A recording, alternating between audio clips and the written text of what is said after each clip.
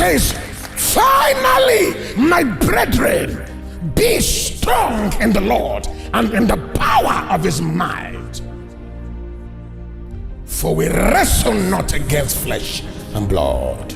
It says, now put on the whole armor of God, that ye may be able to stand against the schemes, the wiles of the devil.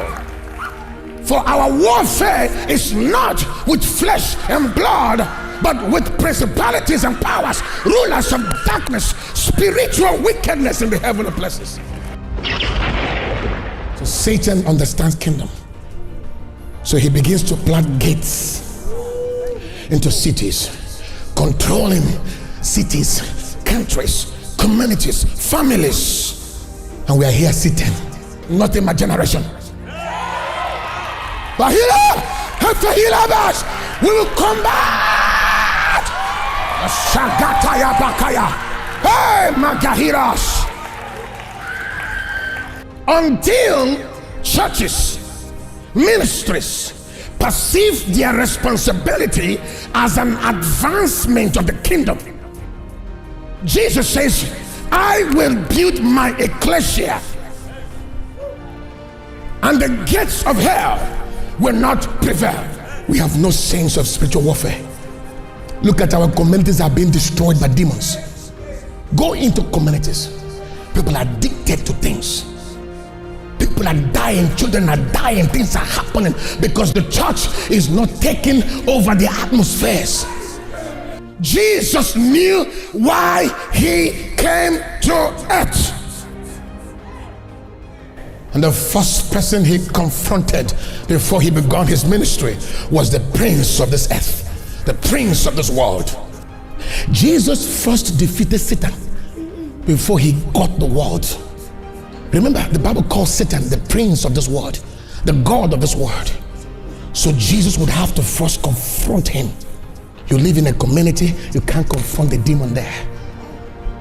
You want to go and preach and take a spoil of a strong man. Jesus didn't say so.